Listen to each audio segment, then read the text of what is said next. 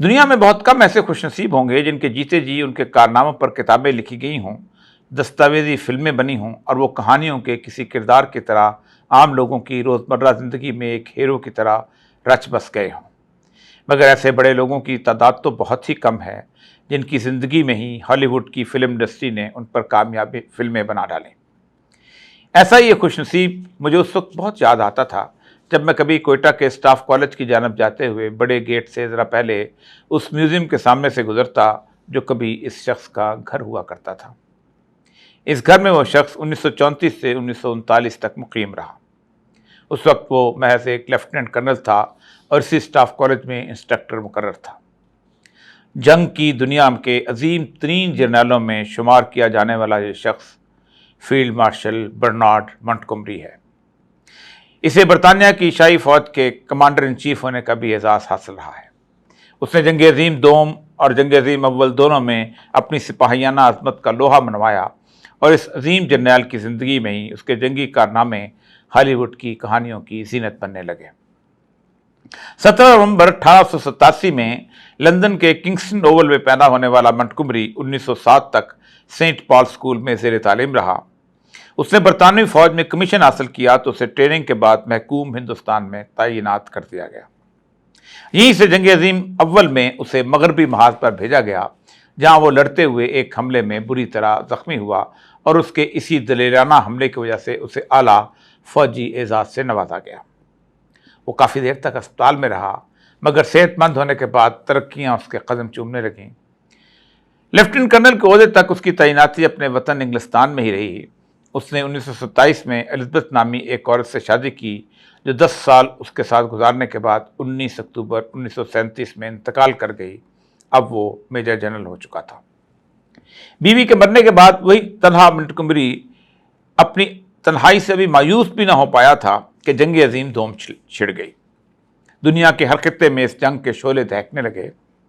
Hitler کا جرمنی، میسولینی کا Italy اور مشرق بعید کا جاپان سب اس کے ملک انگلستان سے لڑ رہے تھے۔ حملے اس قدر شدید ہوتے کہ ہر دوسرے لمحے انگلستان کے شہروں پر ہوائی حملوں کی وجہ سے سائرن بجنے لگتے۔ اس جنگ کا کون سا ایسا محاذ ہے جس پر منٹگومری کو نہ بھیجا گیا ہو؟ 1940 میں فرانس اور بیلجیم میں لوٹین کی لڑائی لڑ کر وہ ابھی سانس بھی نہ لینے پایا تھا کہ اسے مغربی محاذ پر بھیج دیا گیا اور اس نے العالمین کے محاذ پر نومبر 1942 کو ایک بہت بڑی ٹینکوں کی جنگ لڑی اور اس جنگ میں فتح حاصل کرنے نے عالمی جنگ کا رخ بدل کر رکھ دیا۔ اس نے طرابلس کو فتح کیا تو اس کے نام کے ڈنکے بجنے لگے اور جنگ کے دوران ہی اس کو جنرل کے رینک پر ترقی دے دی گئی۔ اس کی پیش قدمیاں بڑھتی گئیں اور وہ الاغیلیہ، الحمہ، وادی اقربت، سسلی کے محاذ اور اٹلی پر مسلسل جنگیں جیتتا تاریخ ساز نارمنڈی کے محاذ تک آ پہنچا، جہاں اس کی مہارت، کارکردگی اور سپاہیانہ عظمت سے جیتنے والی جنگ آج تک دنیا بھر کے وار کورسز کا حصہ ہے۔ نارمنڈی کی فتح کے بعد جنگ کا پانسہ پلٹ چکا تھا۔ اب برطانیہ کے اس عظیم سپوت کے سامنے 4 مئی 1945 کو ہٹلر کی جرمن فوجوں نے ہتھیار ڈال دیے۔ مسلسل خوف کا شکار برطانوی عوام جو ہٹلر کی بڑھتی ہوئی پیش قدمیوں سے خوفزدہ تھے، اس خبر کو سنتے ہی خوشی سے جھوم اٹھے۔ انگلستان واپسی پر عوام نے اس جرنیل کا والہانہ استقبال کیا اور اسے اگلے سال ہی برطانوی افواج کا کمانڈر ان چیف بنا دیا گیا، اور یوں ستمبر 1958 میں وہ یورپ کی اتحادی فوج کے ڈپٹی سپریم کمانڈر کی حیثیت سے ریٹائر ہو گیا۔ یہ عظیم جرنیل انگلستان کو فتح سے ہمکنار اور جرمنی، اٹلی اور جاپانی افواج کو عبرتناک شکست سے دوچار کرنے والا جب ریٹائر ہوا تو اس کے پاس رہنے کے لیے گھر تو دور کی بات ہے، ایک کمرہ بھی نہیں تھا۔ پوری زندگی اکیلا رہنے کی وجہ سے اس کا مزاج چڑچڑا ہو چکا تھا۔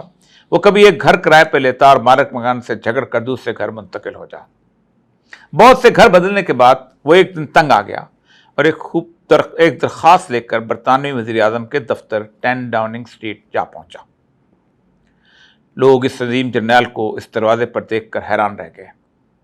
وزیر اعظم نے باہر آ کر اس کا استقبال کیا اور پھر وزیر اعظم نے مؤدب برطانوی لہجے میں پوچھا، اے ہمارے محسن، میں آپ کی کیا خدمت کر سکتا ہوں؟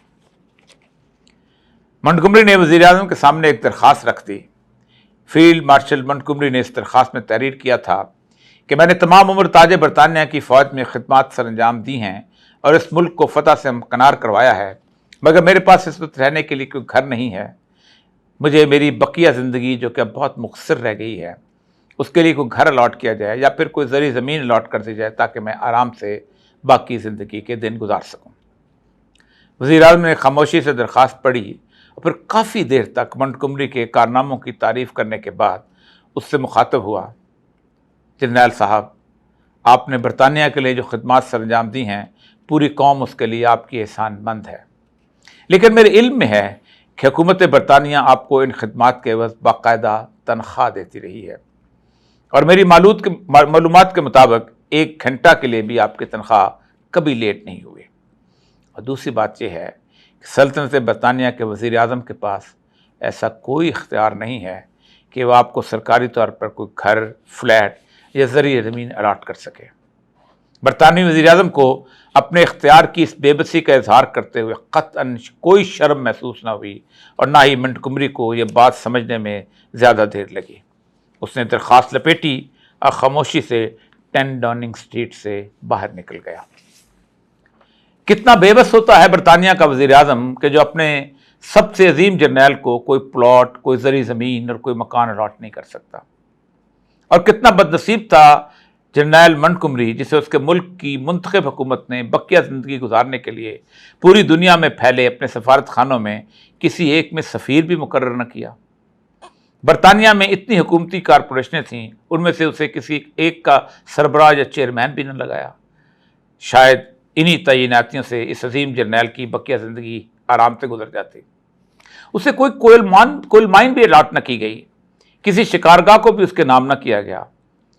اس کے بعد نارمنڈی کا یہ فاتح فیلڈ مارشل منٹگمری جگہ جگہ گھر بدلتا، کرائے پر رہتا، 24 مارچ 1976 کو ونڈسر کے علاقے میں انتقال کر گیا۔ اسے پورے اعزاز کے ساتھ منو مٹی تلے دفن کر دیا گیا۔